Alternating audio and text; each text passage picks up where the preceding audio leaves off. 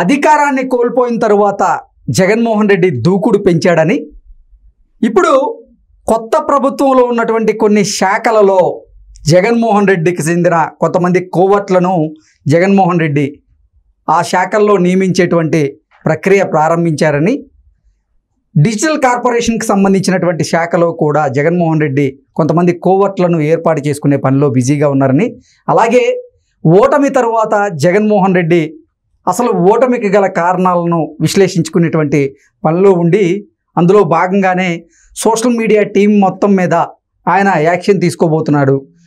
సజ్జల భార్గవ రెడ్డి ఇక ఆ social media team నుంచి తప్పుకునేటువంటి అవకాశం ఉంది అంటూ రకరకాలుగా కొన్ని వార్తలు వస్తున్నటువంటి నేపథ్యంలో ఈ అంశం మీద మనం విశ్లేషణ చేసుకుందాం. ప్రస్తుతం మనతో పట్టున్నారు ప్రముఖ రాజకీయ విశ్లేషకులు, ప్రముఖ సీనియర్ జర్నలిస్ట్ సిఎస్ రావు గారు. సార్తో మాట్లాడదాం. సార్ నమస్తే. సార్ నమస్తే. జగన్మోహన్ రెడ్డి అధికారాన్ని కోల్పోయిన తర్వాత ఇప్పుడు మళ్ళీ దూకుడు పెంచుతున్నాడు కొన్ని విషయాల్లో అని, జగన్మోహన్ రెడ్డి ఇప్పుడు కొత్త ప్రభుత్వం ఏర్పాటైనటువంటి నేపథ్యంలో ఈ కొత్త ప్రభుత్వంలోని కొన్ని శాఖలలో తన మనుషులని, తన కోవర్ట్లని ఏర్పాటు చేయాలని, అందులో భాగంగానే డిజిటల్ కార్పొరేషన్లో కూడా ఆయన మనుషుల్ని ఏర్పాటు చేయాలనే ప్లాన్లో ఆయన ఉన్నారు. అందుకు పావులు కదుపుతున్నారు. అలాగే ఓటమి తర్వాత అసలు ఓటమికి గల కారణాలు ఏంటనేది ఆయన అన్వేషించుకునేటువంటి పనిలో పడి అందులో భాగంగానే సోషల్ మీడియా టీంలోని కొంతమందికి చరమగీతం పాడుతున్నాడు అంటూ రకరకాలుగా కొన్ని వార్తలు అయితే వస్తూ ఉన్నాయి. ఏంటి సార్, నిజంగా సజ్జల భార్గవకి జగన్మోహన్ రెడ్డి చరమగీతం వాడబోతున్నారా? అలాగే అన్ని శాఖల్లో ఆయన కోవర్ట్లని ఏర్పాటు చేసుకోబోతున్నాడా అంటే ఏం చెప్తారు? జగన్మోహన్ రెడ్డి అసలు రాజకీయ మనుగడ అనేది సోషల్ మీడియా, మెయిన్ మీడియా మీద ఆధారపడింది. సొంత మీడియా వాళ్ళ మాయలపాకేరు ప్రాణం చిలకలో ఉన్నట్టు మొత్తం జగన్మోహన్ రెడ్డి యొక్క రాజకీయ ఎదుగుదల అనేది ఆయన సొంత మీడియా సాక్షిలో, అలాగే సోషల్ మీడియాలో ఉంది. ఆ సోషల్ మీడియా అలాగే సాక్షి మీడియా లేకపోతే జగన్మోహన్ రెడ్డి జీరో. అది ఆయనకి తెలుసు ఆయనకి. అయితే ఈసారి ఆయన ఒక కోవర్ట్ ఆపరేషన్ కూడా చేస్తున్నాడు దీని మీదనే, కేవలం మీడియా అలాగే సోషల్ మీడియా మీద. ఏంటి ఆ కోవర్ట్ ఆపరేషన్? మీడియాలో ప్రధానమైనటువంటి మీడియాలో ఇప్పుడు ఆల్రెడీ ఆయనకి సొంత మీడియా ఉంది. రాధాకృష్ణ గారి భాషలో చెప్పాలంటే అనుకూల మీడియా, రోత మీడియా ఉంది. ఓకే. ఆయన భాషలో చెప్పాలంటే రోత మీడియా అనేది సాక్షి మీడియా, కూలి మీడియా. కూలి మీడియా అంటే వాళ్ళకి సపోర్ట్ చేసేది. రోత మీడియా, కూలి మీడియా. దీంట్లో ఈ ఈ మీడియాలో తన మనుషుల్ని పెట్టుకునే ప్రయత్నం జరుగుతుంది. ఓకే.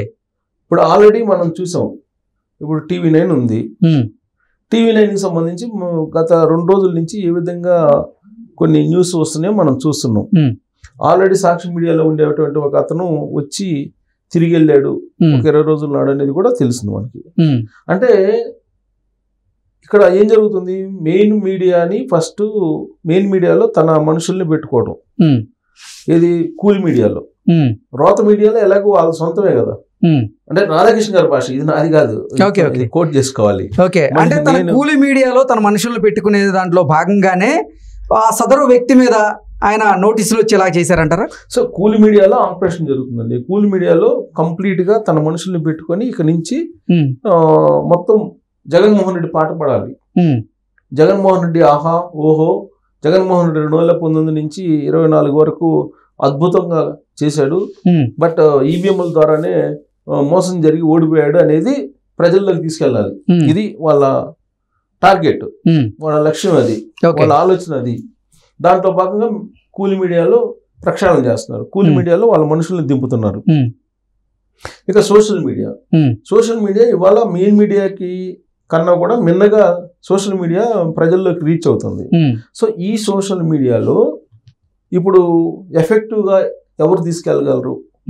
ఇప్పటి వరకు సజ్జల భార్గవ రెడ్డికి అప్పచెప్పాడు ఆ బాధ్యతల్ని. సజ్జల భార్గవ రెడ్డి ఎఫిషియన్సీ బాగలేదని చెప్పి ఎన్నికల ఫలితాల తర్వాత ఆయనకి అర్థమైపోయింది. దాంతో ఆయన తీసేశారు. తీసేసి నాగార్జున యాదవ్ అనే అతనికి ఇచ్చేశారు ఇప్పుడు ఆ బాధ్యతల్ని. నాగార్జున యాదవ్కి అప్పచెప్పారు. అప్పచెప్పి ఇప్పుడు నాగార్జున యాదవ్ ఆధ్వర్యంలో సోషల్ మీడియాని పగడ్బందీగా తీసుకెళ్ళడానికి కొన్ని పాకెట్స్లో వాళ్ళ స్లీపర్ సెల్స్ ఏవైతే ఉన్నాయో ఇప్పటి వరకు ఇప్పుడు డిజిటల్ మీడియా కార్పొరేషన్లో దాదాపు కొన్ని వందల మంది వందల మంది, దాదాపు 240 మంది దాకా దాదాపు 1,00,000కు పైగా జీతాలు గవర్నమెంట్ నుంచి తీసుకొని సొంత ఈ జగన్మోహన్ రెడ్డి బాకా ఊదిన వాళ్ళు ఉన్నారంట. ఏది ఈ స్లీపర్ సెల్స్ గా పనిచేసినటువంటి ఈ సోషల్ మీడియా విభాగాల్లో, ఫేస్బుక్లో అయితేమి, ఇన్స్టాగ్రామ్ అయితేమి, తర్వాత యూట్యూబ్ అయితేనేమి, వీటన్నిటిలో జగన్మోహన్ రెడ్డికి సంబంధించినటువంటి ప్రచారం చేయడానికి కొన్ని ఐపాక్తో పాటు తర్వాత ఐపాక్ అనుసంధానంగా ఈ మీడియా హౌసెస్ కొన్ని స్లీపర్ సెల్స్ కింద సోషల్ మీడియా పెట్టుకున్నారు. వాటికి దాదాపుగా 240 మందికి గవర్నమెంట్ నుంచి శాలరీస్ కొన్ని కోట్ల రూపాయలు ఇచ్చారని చెప్పేసి ఇప్పుడు తాజాగా బయటపడుతుంది. అదేంది, అదేమో ప్రభుత్వం యొక్క ప్రచారం కింద వాళ్ళు చూపించింది. ఇప్పుడు సోషల్ మీడియా కార్పొరేషన్, ఇప్పుడు డిజిటల్ మీడియా కార్పొరేషన్ పరిధిలో వీటన్నిటిని పెట్టేసి సొంత మీడియాలో ఉండేటువంటి వాళ్ళని గవర్నమెంట్ శాలరీస్కి లింకప్ చేశారు. వాళ్ళేమో వాళ్ళకి ఒక్కొక్క సోషల్ మీడియాని అప్పచెప్పేసి వాళ్ళ ద్వారా జగన్మోహన్ రెడ్డి బాకా ఊదించుకునేటువంటి ప్రయత్నం చేశారు. కానీ పెద్ద స్థాయిలో బాకా ఊదలేకపోయారు, రీచ్ కాలేకపోయారు అనేటువంటి యాంగిల్లో ఇప్పుడు ప్రక్షాళన చేస్తున్నారు, మార్పులు చేస్తున్నారు. అంటే కొత్త యాక్టర్లను తీసుకొస్తున్నారు.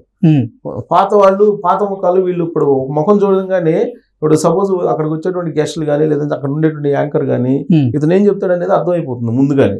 అందుకని అతను చూడంగానే ఇతను ఏం చెప్తాడో తెలుసులే అని చెప్పి తీసేస్తున్నారు. సో వ్యూస్ ఉంటోలా, వాళ్ళకి రీచ్ ఉంటోలా. సో కాబట్టి ఇప్పుడు కొత్త నీరుని తీసుకురావడానికి ప్రయత్నం చేస్తున్నారు.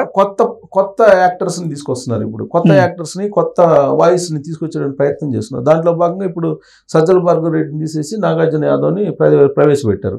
ఇప్పుడు ఆయన టీం దిగబోతుంది సోషల్ మీడియాలో. సో ఇప్పుడు మొత్తం డిజిటల్ కార్పొరేషన్ లో ఇంకొకటి ఏంటంటే, ఇదంతా ఒక ఎత్తు అయితే, ఇప్పుడు కొత్తగా ఇప్పుడు డిజిటల్ కార్పొరేషన్ అనేది తెలుగుదేశం పార్టీ ప్రభుత్వం వచ్చింది కాబట్టి ఖచ్చితంగా వాళ్ళ ఆధ్వర్యంలో ఉంటుంది. ఇప్పుడు ఏం చేస్తున్నారు, మళ్ళీ ఇప్పుడు పాత ఎవరైతే ఉన్నారో, ఇప్పటి వరకు పనిచేసినటువంటి వాళ్ళు, పాత ముఖాలు ఏవైతే ఉన్నాయో వాళ్ళని కోర్టుల కింద ఈ డిజిటల్ కార్పొరేషన్ కింద పంపిస్తున్నారు. తెలుగుదేశం పార్టీ డిజిటల్ కార్పొరేషన్ ఉంటుంది కదా, దాంట్లో రకరకాల లాబింగ్ చేసుకొని వాళ్ళని పట్టుకొని, ఇప్పుడు కొంతమంది బీజేపీ వాళ్ళని పట్టుకొని, కొంతమంది జనసేన వాళ్ళని పట్టుకొని, ఇంకొంతమంది తెలుగుదేశం పార్టీలో ఉండేటువంటి కొంతమందిని పట్టుకొని ఈ డిజిటల్ మీడియా కార్పొరేషన్లో ఎంటర్ కావడానికి వాళ్ళే ప్లాన్ చేసి వాళ్ళు ఎంటర్ అవుతున్నారు. ఇప్పుడు ఆల్రెడీ ఇప్పుడు డిజిటల్ మీడియా కార్పొరేషన్లో తెలుగుదేశం పార్టీ డిజిటల్ ఇప్పుడు వచ్చిన తర్వాత కొత్త పదవుల కోసం తిరుగుతున్నటువంటి వాళ్ళల్లో 50% వైఎస్ఆర్ కాంగ్రెస్ పార్టీలో పనిచేసినటువంటి వాళ్ళు ఉన్నారని చెప్పి ఇప్పుడు సచివాలయంలో వినిపిస్తున్నటువంటి టాక్. అంటే రాబోయేటువంటి రోజుల్లో వాళ్ళేమో సొంత నీరుతోటి డిజిటల్ మీడియాని ఫ్లోట్ చేసుకోవడం, సొంత మీడియాని ప్రక్షాళన చేసుకోవడం కార్యక్రమం ఒకటి. రెండోది ఏంటంటే, తెలుగుదేశం పార్టీకి సంబంధించిన డిజిటల్ మీడియా కార్పొరేషన్ లో, తెలుగుదేశం పార్టీ అంటే ఆంధ్రప్రదేశ్ ప్రభుత్వం డిజిటల్ మీడియా కార్పొరేషన్ లో, ఆంధ్రప్రదేశ్ ప్రభుత్వ డిజిటల్ మీడియా కార్పొరేషన్ లో వైఎస్ఆర్ కాంగ్రెస్ పార్టీకి సంబంధించినటువంటి సానుభూతి పనులని, వైఎస్ఆర్ కాంగ్రెస్ పార్టీకి ఇప్పటివరకు పనిచేసినటువంటి వాళ్ళని కోర్టులుగా పెట్టుకునేటువంటి ప్రయత్నం సక్సెస్ఫుల్ గా చేయడానికి వాళ్ళు ప్రయత్నం చేస్తున్నారు. దీంట్లో అప్రమత్తంగా లేకపోతే తెలుగుదేశం పార్టీ నష్టపోద్ది భవిష్యత్తులో. సో ఆ కోర్టులు ఎవరనేది ముందు గ్రహించాల్సినటువంటి అవసరం ఉందంటారు. ఖచ్చితంగా ఉంది కదా. ఇప్పుడు ఆల్రెడీ డిజిటల్ మీడియా కార్పొరేషన్ లో చేరడానికి వచ్చినటువంటి వాళ్ళు 50% సచివాలయం చుట్టూ తిరుగుతుంది వైఎస్ఆర్ కాంగ్రెస్ పార్టీకి సంబంధించినటువంటి కోర్టులే. ఇది పక్కా. నాకు నిన్న రాత్రి ఒక అతను ఫోన్ చేశారు, పక్కా సమాచారంతో చెప్తున్నారు. పక్కా సమాచారం ఇది. నాకు రాత్రి ఒక అతను ఫోన్ చేశారు, ఫోన్ చేసి, సార్ ప్రభుత్వం మారిపోయింది, YSR Congress party digital media వాళ్ళు వచ్చి డిజిటల్ కార్పొరేషన్ లో చేరడానికి రెజ్యూమ్స్ పట్టుకొని వస్తున్నారు, వాళ్ళ ద్వారా ఇప్పుడు పరిచయాలు ఉంటాయి కదా, వాళ్ళ ద్వారా వచ్చి జ్వరపడుతున్నారు, జనసేన ద్వారా కొంతమంది, బీజేపీ ద్వారా కొంతమంది, తెలుగుదేశం పార్టీ ద్వారా కొంతమంది ఇట్లా జ్వరపడుతున్నారు, వాళ్ళందరూ కూడా జగన్మోహన్ రెడ్డికి కోర్టులుగా పనిచేస్తున్నారు అనేటువంటి ఇన్ఫర్మేషన్ చెప్పి, కోర్టులకు పనిచేస్తున్నా కోర్టులుగా పెట్టుకోవడానికే కదా వాళ్ళని పంపిస్తుంది. ఇప్పుడు వాళ్ళు పాత పడ్డారు, కొత్త ఇంత పాత రోత కదా. సో వాళ్ళు ఇప్పుడు ఇటు పంపిస్తున్నాడు కోర్టుల మాదిరిగా, కోర్టు మాదిరి ఇక్కడ పంపించి ఇక్కడ చేర్పించే ప్రయత్నం చేస్తున్నారు. వాళ్ళు వచ్చి ఏం చేస్తారు, ఇక్కడ కోర్టేజం తప్పితే ఏం చేస్తారు. సో అది నాకు రాత్రి ఒక అతను ఫోన్ చేసి నాకు చెప్పారు విజయవాడ నుంచి, సార్ భారీ భయంకరమైన నష్టం జరగబోతుంది తెలుగుదేశం పార్టీకి, డిజిటల్ కార్పొరేషన్లో నీకు వైఎస్ఆర్ కాంగ్రెస్ పార్టీ వాళ్ళు చేరబోతున్నారు, ఇది మీరు అలర్ట్ ఒక వీడియో చేయండి, లేదంటే ఎవరికైనా ఇన్ఫర్మేషన్ ఇవ్వండి. నాకేం పని ఇన్ఫర్మేషన్ అంటే నేను తెలుగుదేశం కాదు కదా, కావాలంటే ఒక వీడియో చేస్తాను అని చెప్పారు. సో వాళ్ళే చెప్పారు వాళ్ళు ఇస్తున్న ఇన్ఫర్మేషన్ ప్రకారంగా మీరు చెప్తున్నారు. ఇప్పుడు నాకు చెప్పిన అతను కూడా డిజిటల్, అంతకుముందు తెలుగుదేశం పార్టీ డిజిటల్ లో పనిచేసిన అతనే. ఓకే ఓకే, వాళ్ళకి తెలిసింది కదా అవును ఎవరెవరు అనేది. సో వాళ్ళు ఇచ్చిన ఇన్ఫర్మేషన్ నేను చెప్తున్నా. ఓకే సార్, కాబట్టి ఇక్కడ కనుక అప్రమత్తం లేకపోతే భవిష్యత్తులో భారీ నష్టం జరిగే అవకాశం తెలుగుదేశం పార్టీకి. Okay okay sir, thank you so much.